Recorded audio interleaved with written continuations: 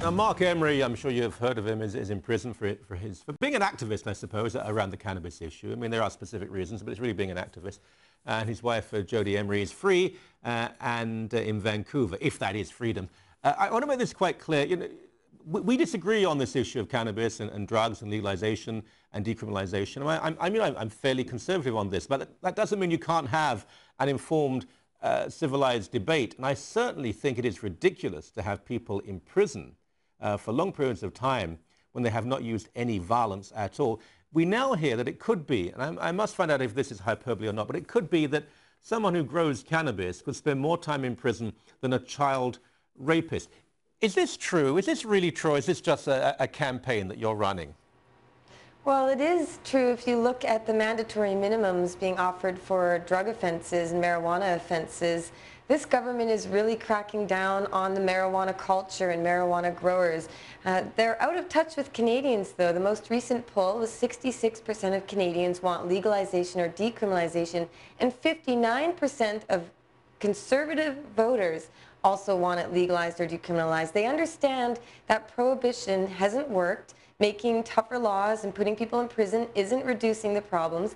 And I agree that violent, dangerous criminals and organized crime are a threat and should be dealt with. But the only way to do so is to end prohibition, take the money away from them, bring it into the legitimate economy, stop wasting taxpayer dollars going after an endless battle, and we'll see a solution to so many of the problems associated with the drug trade today. Mm-hmm. Look, we've just had a survey that showed that, 65% of people support the death penalty. Wherever you stand on that, it's not the government's job to simply obey the people. They have to have their own ideas. And I mean, I think you'd agree that there's been a big media campaign and entertainment campaign to normalize drug use. I don't think people who use cannabis should have criminal records and be arrested. But if you are growing the stuff to sell, well, I've got very little sympathy with you. Well, consider that most Canadians aren't going and calling up their local Hells Angels dealer to get their weed. Millions of Canadians smoke marijuana, and they do so peacefully, and they either get it from a friend, somebody who grows a couple plants, or somewhere through the chain. But people aren't really buying off dealers from the street. Millions of Canadians get it from people who are growing a few plants in their basement. Indoor growing, a lot of people do it for other types of plants too.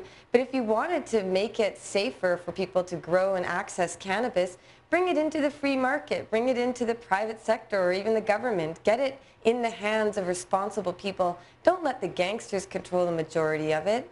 It's a very good and a very clever argument, and you make it well. But at the same time, if you don't want to, again, if someone uses the stuff, and most cops would go along with this, if it's being used, they're not going to really intervene.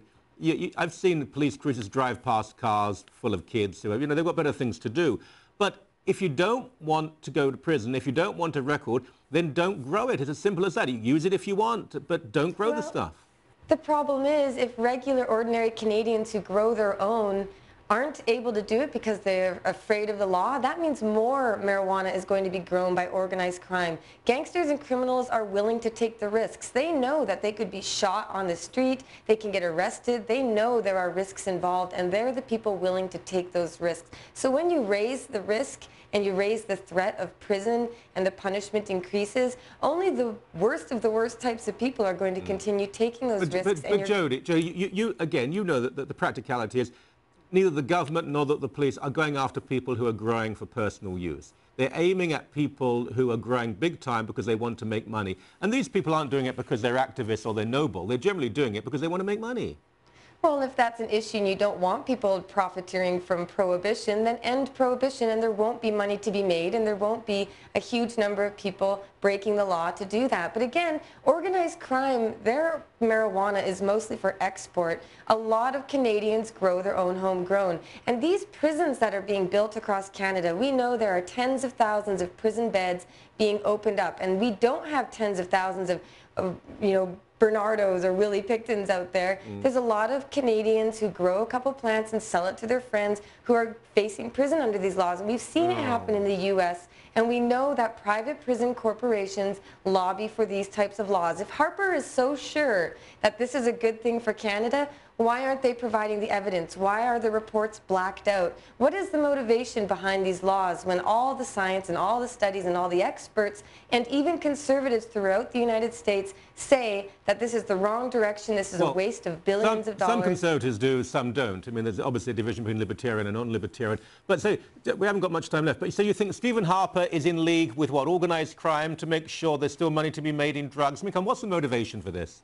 Let's just say that there are certain people who profit from prohibition, and that certainly includes gangsters, but police budgets go up, prisons go up, and people who want prohibition to end want to see the criminals put out of business. I am not on the side of gangsters. I want safer streets for Canada. It's where you lose me, you see. It's conspiracy theory. I think this is a valid debate to have, but I don't think anyone, certainly Stephen Harper, is in league with anyone else. He merely thinks this is the way. Look, we will bring you back on the show. My regards to you and to your husband. Thank you so much. Thank you.